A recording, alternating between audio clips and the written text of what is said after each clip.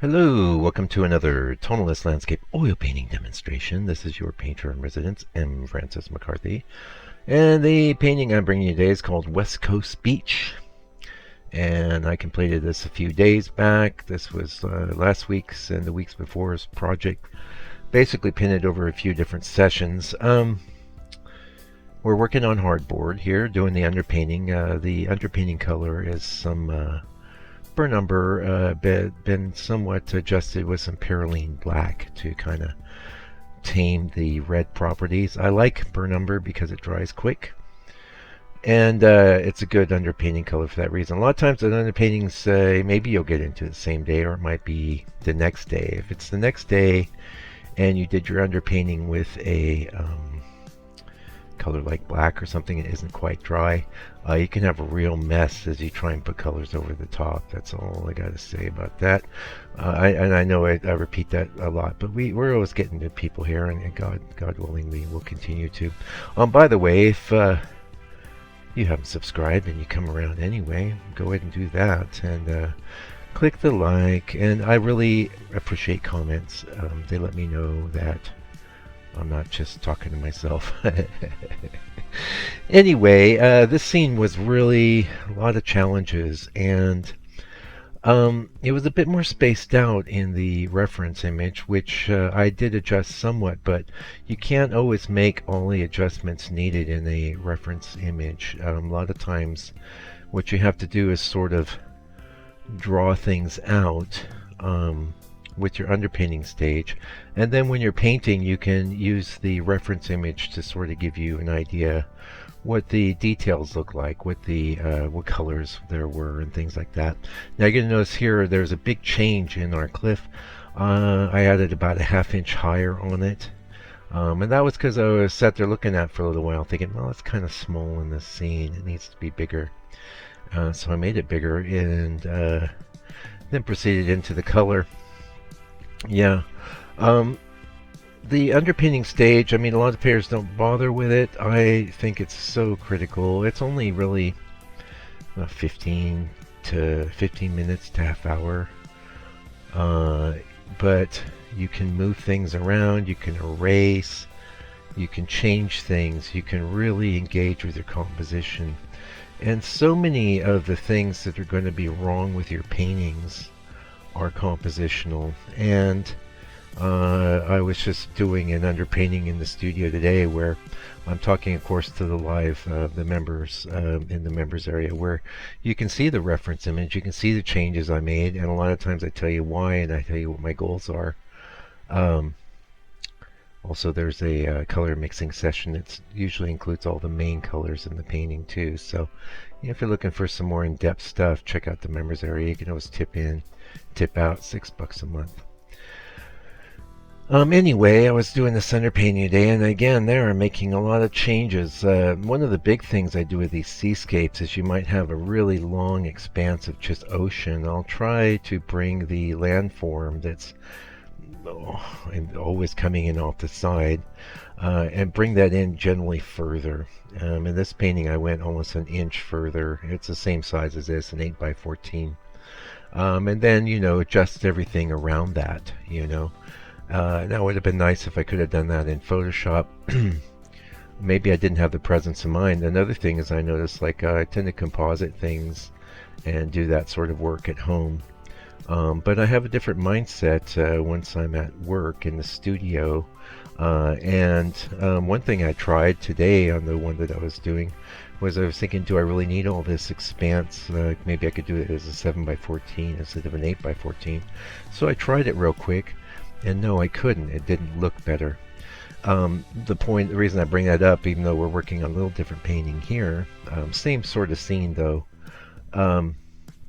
you must always be evaluating, you must always be engaging. What people tend to do is they think, oh, I'm going to work really hard on this. But what they work hard at is supplying a bunch of details that don't add up to making their painting better. What they're usually not doing is moving elements around and really considering how the eye will flow through things, where you have pauses in the in the scene. In music, you would have pauses, areas of silence. In landscape painting, you have areas of which what I would call a bunch of nothing. A lot of time, beaches would be like that, or areas of the waves and water would be like that. There's nothing really in there, and there's strategies you can do to deal with these things. One of my favorites is just making them a little dark in the corner, or just playing up what I see in the reference, so there's a little more contrast, a little more interest. I will say, however, be careful about putting things of really extreme interest in the corners of your painting or off to the side. That's not really where it's at. Now, in this painting was a lot of challenges because we have a really interesting, like, rocky mass. That was the thing that I think attracted me most to this painting. And by the way, remind me when you're like, Mike, we can't remind you, man. This is like unless because you know this, unless we're commenting, it's a one-way conversation. But hopefully, I remember. I really liked the way I had it looking in the underpainting, and my strategy there, I almost left it alone because it looks sound, but it would have been too facey. It would have been too, like, for where it is in the distance, too strong. So I actually used a scumble technique with a thin down oil. Thin down paint with a lot of oil in it, which is a technique I don't often do, but one of the things I like about teaching myself this seascape painting is there's quite a few things that I'm trying and experimenting with.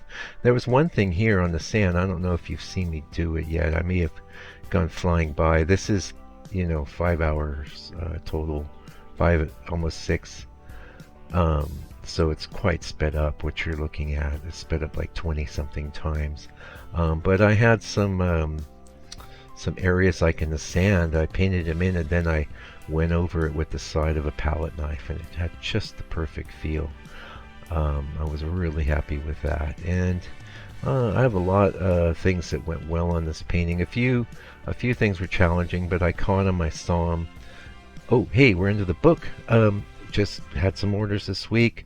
Thank you so much for those of you that are getting the book, and I think you really dig it. There's a lot of good information in there, my take about things, and it's all in one spot, so you can go back and look up things, refer to things, follow along with things, etc. $60, including international shipping, which is pretty expensive. Wish I could make it cheaper for you, but there it is. Getting to it, yeah, if you're interested. One of the things too with this cliff area here is there's a tendency to maybe over delineate. I think I held it back pretty well. That's another big challenge in painting. You don't want to over render, over delineate, and that can be tough. And you say, well, how do you do that, Mike? I say to you, the asker of that question, assuming you're asking, it's an attitude, it's a mental framework that you adopt, and it's got to be carried through painting after painting after painting. There will be times where, especially if I have a background as a commercial illustrator, I did that for 13 years, and when I first started out, I was a young man. I really loved super detailed stuff. A lot of my illustration style was like that. But when you come into painting, you learn that that's not the right approach, at least not for landscape painting. Maybe it'd be good for, I don't know, still life or something. I'm inclined to believe, though, that the best approach is always a loose approach where people can see what's up, they get the feel of it, and they get the whole scene coming in. If you over detail things, you really mess with that process. And what I mean by whole scene coming in is that when we view reality, we actually are scanning a very small, if you put your hands out about 1.5 feet away from your face and make a circle with your thumbs and forefinger of about I don't know, 2.5 inches or so, that's about all you see in focus.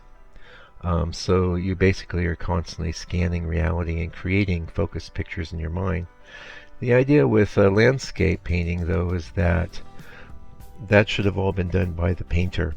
So areas of real focus are clear and everything else is dropping off, so that people don't have to do that scanning. It just goes right in. That's what I mean.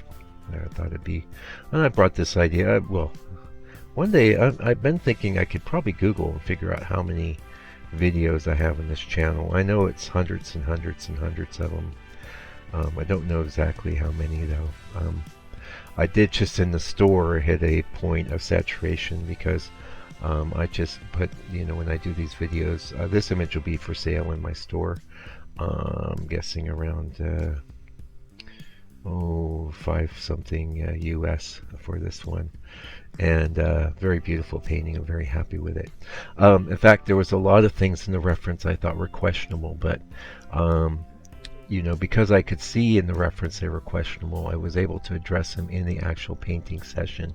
For example, the sky in the painting came out really nice, whereas in the reference it looks okay. It's doing its job as reference, but it wasn't super outstanding, and I felt like the sky really turned out nice. I like the sort of smoky quality of the clays and the clay tones and the oranges and the grays. All playing off each other. I think it works well. And I tried to bring in some of that orange quality into the water and into the waves. I'm really proud of the way I handled that in this painting. You're going to see me doing that in a little bit. I'm trying to remember too the thing I was going to... Scumbling's coming up, and we'll talk about that when that happens. My approach lately, so you have these areas where the water is coming up onto sand, and if you've noticed, one of my big approaches with painting is to leave areas of board exposed until I cover them with paint. However, there's areas, like I say, where the waves are coming over the sand. I'm learning that it's much better to just kind of paint in some loose pigment there. I did the same thing with the water underneath those middle distance rocks, where I just basically painted a tone. It was kind of a teal, an orangey teal, and then as we're going off the side, getting into more of a sepia. There you see, that's the area I just painted in. And then later on, after I had the waves in, I brought in a bit more orange here and there. But I think that really came out good, very exciting. And of course, it's a very rocky coast, so you'd see a lot of activity in those waves. It wouldn't be like you'd have this glassy sort of sea. I mean, there's a lot of things disrupting the water as it's coming in off the ocean. Now here we go with the waves, and I don't mind sharing what I did there. Again, in the members area, you'd be there with me blow by blow, but what I did was I really thinned down my light color. I mixed the light color using a good amount of white, obviously, some yellow ochre, some raw umber, and maybe a little cad yellow as well, just to get the perfect off-white. But what I did was I really put a lot of oil in it, and that gave me the feeling that I wanted, because since it was so thin and kind of wet, it pulled up color from underneath. And then what I did was just gradually built up the lightness of it, and I think I got a really good effect. And again, I'm not expert on painting the waves yet, but I'm getting there. And the way to get there is by experimenting, so whether you're going after this kind of scene or something different, I mean, I did a few seascapes here and there, but I'm really focused on it pretty intensely now. Some of you might know why. I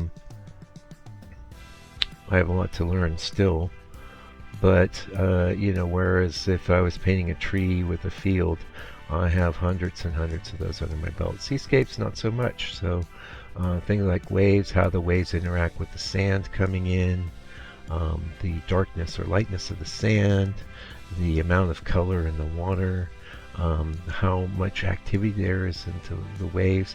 I think one great thing to keep in mind with waves is you don't want to fiddle with them too much. You got to kind of put them in and just let it be, and that can be a challenge. Yeah. So I think we're getting ready to... So what you see me doing right now is I mixed a gray and added a lot of oil to it. And because the underpainting was dry, I was able to scumble. So you see a little hum of the brown coming through. It's just a ton of transparency there. So that gives us that feeling of atmospheric haze, of mist, and really worked out well. I'm filing that away for future paintings. And that's the other thing I want to say. We just got a minute left. If you do something, it doesn't work out, you've actually won anyway, because you realize it didn't work out. And you can take that knowledge with you as you go forward. And while I always tell students that when they say, oh, I can't paint this, I can't paint that, I tell them it's all just waves, right? I mean, all just shapes. Waves or shapes. There are things that you've got to look at and pay attention to. Yeah, so anyway, until I come back with another video for your edification and enjoyment, do me a favor, do me a solid. Take good care of yourself, your family, all your loved ones. Stay out of trouble. And God bless you and your family.